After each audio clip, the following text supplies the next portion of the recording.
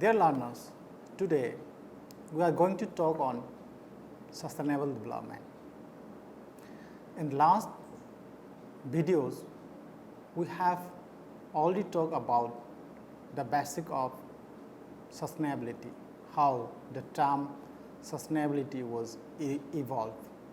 And we learned that the word sustainability might be we are using as a new word, but if you look into the concept and how it was evolved, the issues of sustainability was with the human civilization since agrarian energy crisis.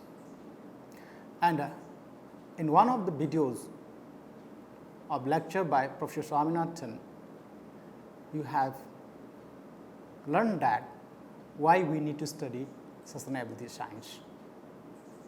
And sustainability science is the science of sustainable development in a very simple language. So, let us try to explore what does the term sustainable development means. Nowadays, this word has become, particularly this term sustainable development has become one of the important theme whenever you talk about different strategies, planning, processes. Even as a scholar or as a research scholar, as an academic, whenever we explain something, we usually use the term or we try to bring this term sustainable development. During COVID-19 issues, global pandemic, most of us are able to understand the interrelation between different components of the society. Right. So, when the term comes in our minds, the first question comes to us is what to be sustained, for how long, what's to be developed. This question at the end of the lecture, you will be able to get the answer or some idea about this question. If we look into the history and the concept of sustainable development, we know the term emerges in this modern world, especially from 1960s onward. And the root to the concept of sustainable development was basically introduced into the development discourse during 1970s. The UN Conference on the Human Environment that was taken place in 1972 at Stockholm brought this concept in the international arena. And if we look into the logical term, this logical term sustainable development was introduced in the world of literature, or we can say in academic literature, by World Commission on Environment Development in its report Our Common Future in 1987. It is an attempt of the international community under the umbrella of the United Nations to combine the growing concern about a range of environmental issues with socio-economic. Even the term was logically introduced in the academic literature. A number of publications has discussed about the possible impact of environmental degradation and the need for a way, or the need to find out a way for the sustainable development, a development which is to be sustained. Few of the publications, like an essay on the principle of population by Malthus in 1978, then Limits to Growth published by Club of Rome in 1973. In their publication, it was mentioned that the gloom and the doom predicting the dire consequences of population explosion, that talks about the human population explosion across the globe is going to affect the resource crunch. Then another publication by World Watch Institute in 1974, author Lester Brown, he is also one of the leading Malthusian. In his publication, provided that they are given a warning that there will be a collapse, possible collapse of global use of natural resources and the environment because of the population explosion that is happening. Then, in this annual State of the World series and associated working papers by Brown, these publications has become one of the important steps in development of the concept of sustainability, especially even in 1972 when the Stockholm Conference was happened, or the then our Prime Minister of India, Srimati Indira Gandhi, is one of the head of the states who attended that conference. She talks about the relation between poverty and environment degradation, and he raised this one of the issues of our future threats. So the point is that the malnutrition concept that projected or the reckless consumption would lead to serious detrimental consequences to the human population in the future.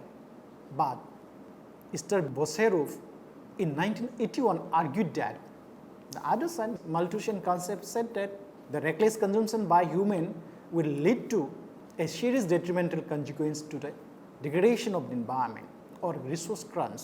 But Bosserov argued that this increase in population pressure will inspire development of new technology to compensate for the increasing demand, because human knowledge are developing, and we have that human have that characters that we try to find out one or other alternative.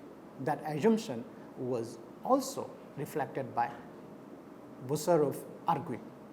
She again argued also that the increase in population leads to development that finally leads to a decline in the increase in population. That means when we have the issues, we will find out a technology, or we will try to limit our population. But unfortunately, we know, we have experienced that population has increased in geometric way. Now we have crossed 7 billion. The enormously rapid depletion of resources across the world and degradation of environment is continuously happening in most part of the world. Then, when we look into the way the human are, lifestyle, the way we are having, and technology we are talking about, from that point of view, we can look into the impact. One of the relationship proposed by American environmentalist Paul Ehrlich, he suggested that impact is equal to that multiplication of population, affluence, and technology. And it is one of the useful way of looking at the impact of these three relations, that is population, the affluent lifestyle, and technology. Because when population, we talk about population, that the way consumption, per capita consumption is very important. Even technology per capita is important. And all these factors constitute some of the major influence on the impact. So based on, I look into, I am bringing only few of the important publication over here. So based on those important publication, it is observed that the natural resources are finite, the technology has limitation, population is increasing. So when we have an understanding that the increasing population is affecting or degrading the quality of the environment, quantity of the resources, then in one side it is also argued that the technology has also limitation. So as far as human is in this living planet, and to support our own society, we should have a way of development. So what is the term development means? Let us have a quick look into that. Most people of the world think that or understand that development either as a progress towards modernization with that of Western line, means or economic growth towards the NP growth. Say for example, when as a citizen, as a person from a developing world or underdeveloped world, when we talk about development, we talk about the lifestyle, the modern lifestyle, the affluent lifestyle, the conservative lifestyle of the European nation. This is the way of our understanding of development. But the reality is that whatever we're talking about, think or understanding on the concept of development, and it is true that the development takes place at the cost of the environment. And when development is taken place, then we know that it has effect on the environment. So development is also required to support our society. Then how to do that? And that's why sustainability needs to be maintained. So sustainability is a general term to bridge the gulf between this development and environment. And it's very common that the conflict of space and time in development still exists around the globe. Then, what development has brought to us? Because of, as we also discussed in the last videos, last class, when we discussed about sustainability, the growth of economics, it brought, in other terms, the indifference in social equity, environmental quality and economic development are the key output of development. It may be either inter and intragenerational, rich and poor nation, or rural and urban. The development needs to be balanced in all these dimensions, and in this way, the concept of sustainable development was involved. So, as per the definition of World Commission on Environment Development, sustainable development is defined as the development to meet the needs of present generation without compromising the ability of future generation to meet their own needs. So, the definition may have some backdrop or some limitation, but the reality is that we need to bring a way of development that maintain the balance between environment and society. So, what are the basic principles of sustainable development then? There are a number of principles proposed by different authors, different organizations.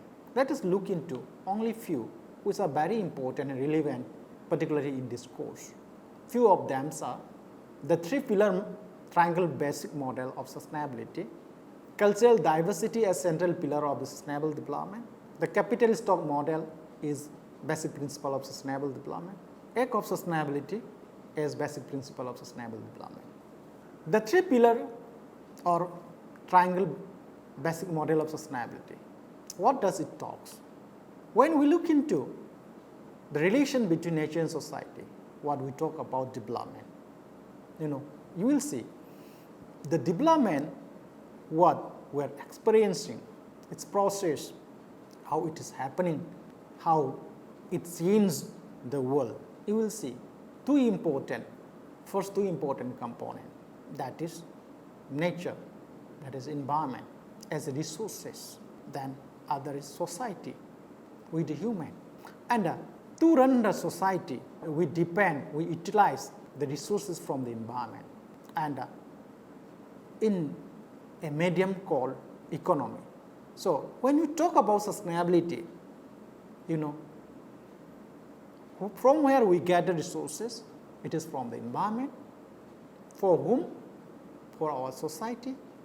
How to make it this particular flow of resources that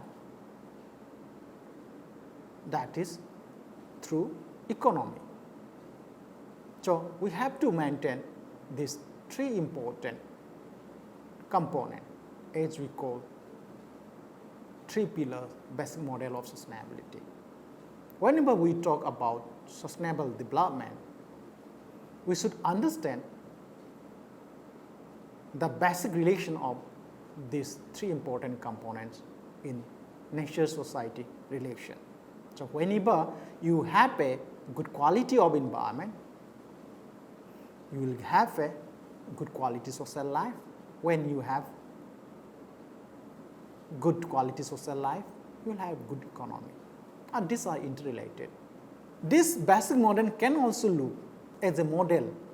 Nowadays we talk about moral imperatives of the citizens to bring sustainability. So you can look the 3 pillars in 3 ways again, that is satisfying human needs, means through the economy. Economic pillars can be looked at as satisfying the human needs.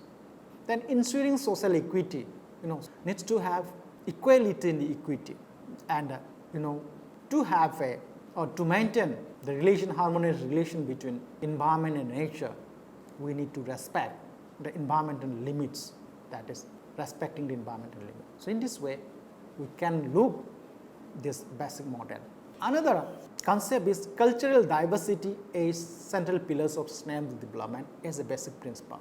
So when we discuss about these 3 basic 3 pillars model, that is environment, then economy and society.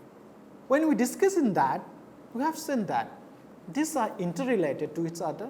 When there is some imbalance in one of the pillars, it has impact on other 2 pillars. It may be directly, indirectly. So discussing sustainable development, when we discuss this, it is critical to move beyond talking about the preservation of Earth's heritage and identities. Also include the broad civilization notion embodied in culture as a whole way of life, because it informs the underlying beliefs system, worldviews, epistemologies and cosmologies that shape international relation as well as human interaction with the environment.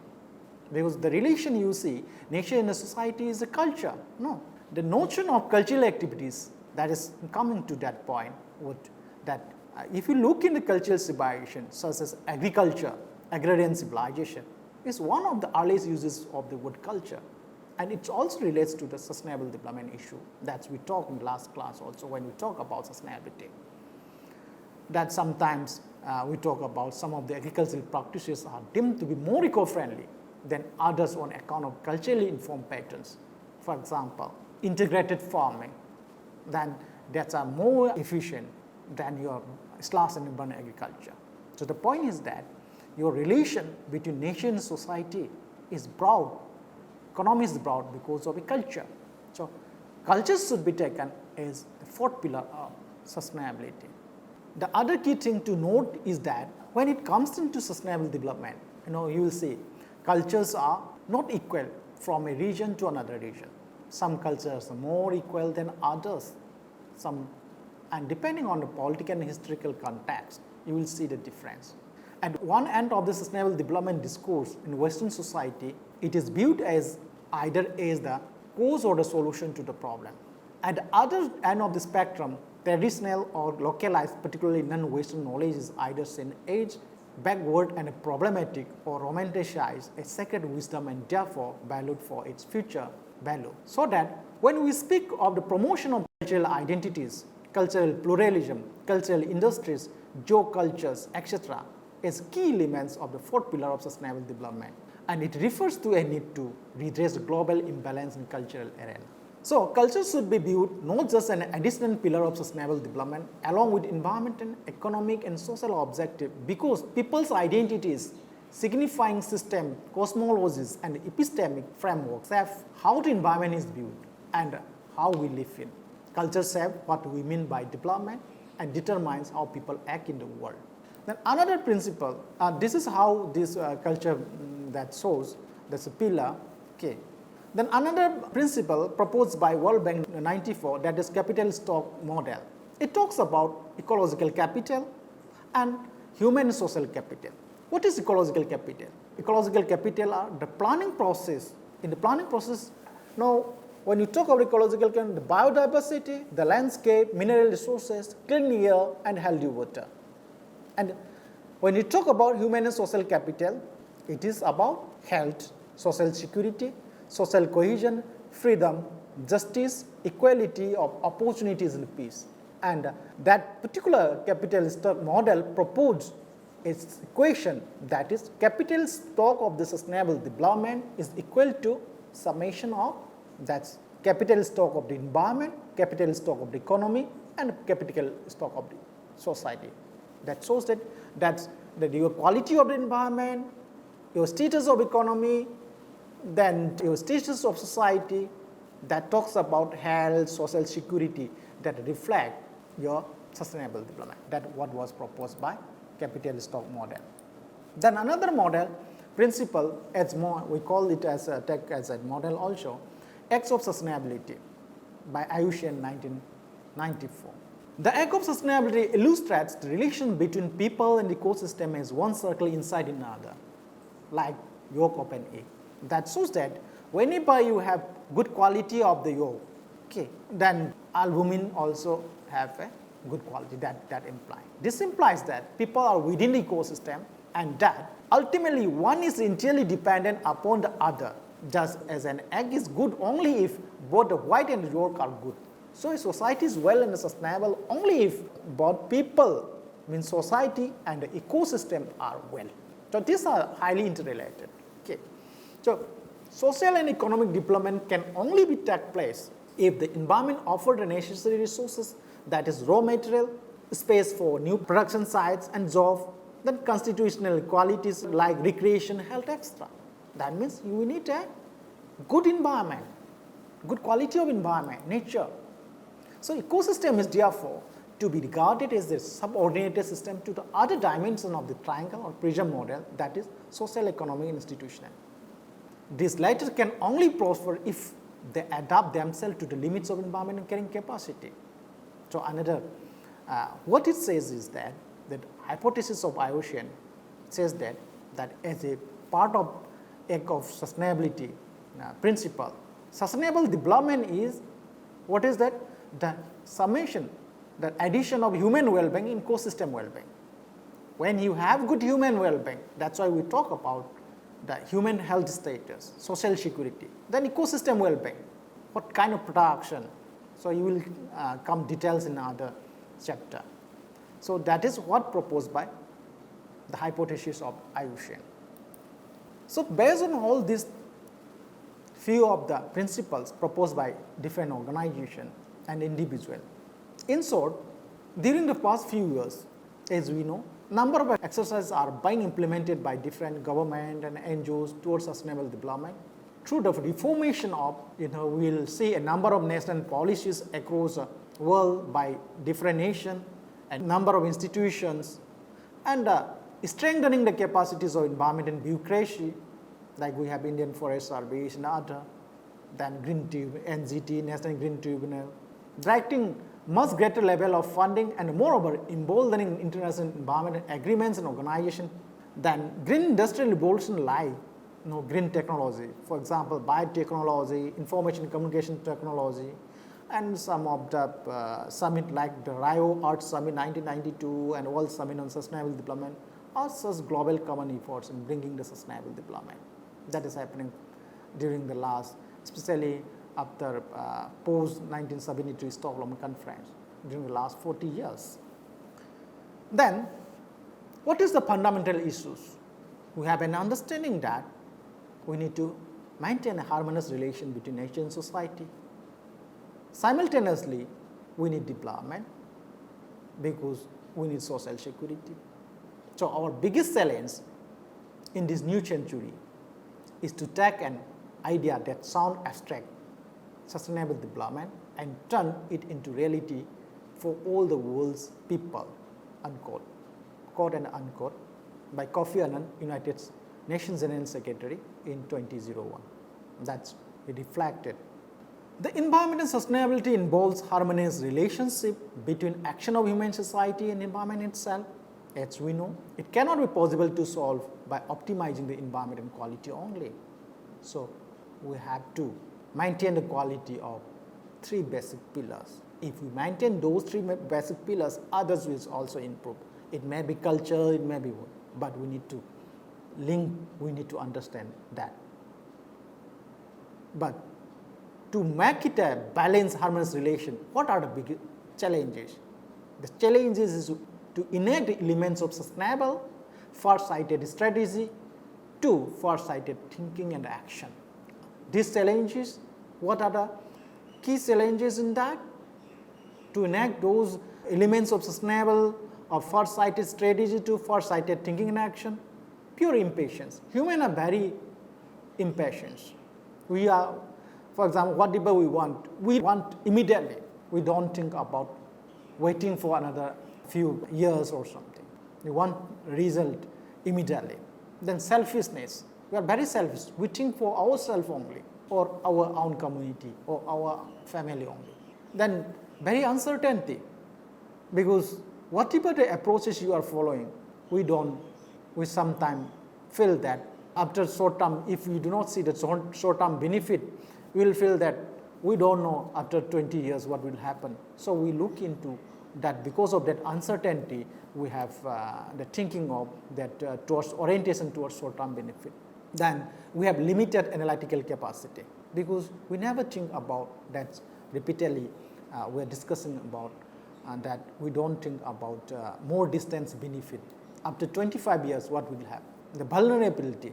These are the major obstacle, because vulnerability, for example, if a person wants to plant to follow the agroforestry in a region, we look into what after 15 years, whether any disease will come that will affect to this particular tree.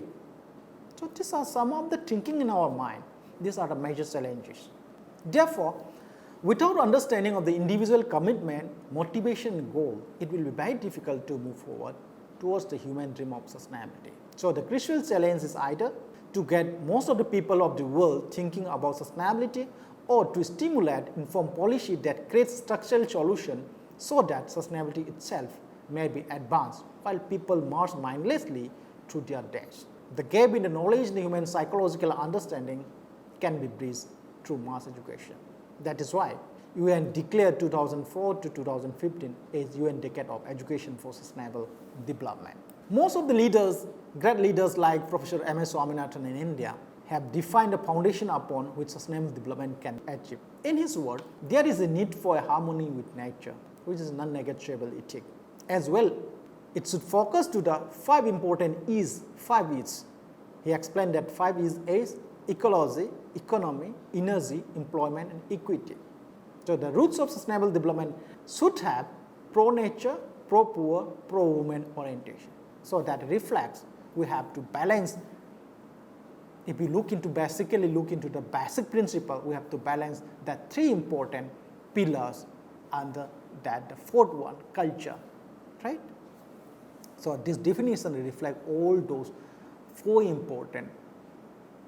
I am saying that not only the 3, that culture taken as also one of the important pillars that are reflected by focusing on 5 important E's: ecology, economy, energy, employment, and equity. Then, well-known Indian statesman academic like Dr. Karan Singh opined that the concept of sustainable development is only something that is invented in the West, and that we in the East really knew nothing about it. It is entirely wrong. They exist in our cultural heritage, and it shows quite clearly how important the environment and values are in our ethos. He again stresses us that sustainable development involves transformation of our own individual and collective behavior. Although environmental values are built into our ethos, we are not behaving in accordance with those environmental values, and in fact, we seem to be behaving in the exact opposite direction of what our cultural ethos shown us. So, looking into what Professor Swaminathan in Indian context that is applicable to the entire world, then and exactly what Dr. Karan Singh opined. So, the point here is that you need to understand culture also. If you want to achieve sustainable development, you have to bring culture also, right? The take-home point of today's class is, history and a basic concept and the principle of sustainable development was discussed. And what are the basic challenges to sustainable development was also discussed in brief. And that can be summarized as, there are several criticism on Brundtland report on our common future. You will find out a number of literature on that.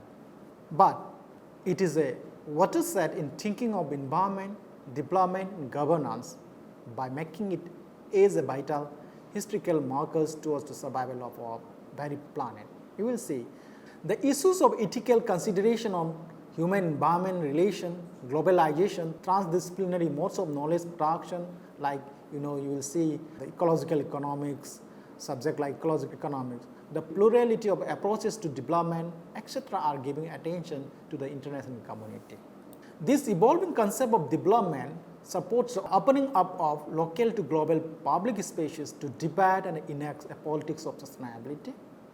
Probably, it is only after Brundtland report that the special focus on the needs for future generation, and it also signals environment as an important facet of international governance in thinking and practice are being discussed through interdisciplinary approach. The foundation for a renewed intellectual, ethical and political commitment to sustainability is being provided. So, this is what we can summarize after going through the this discussion what we have talked today. Thanks all. These are the references which you can refer. Thanks.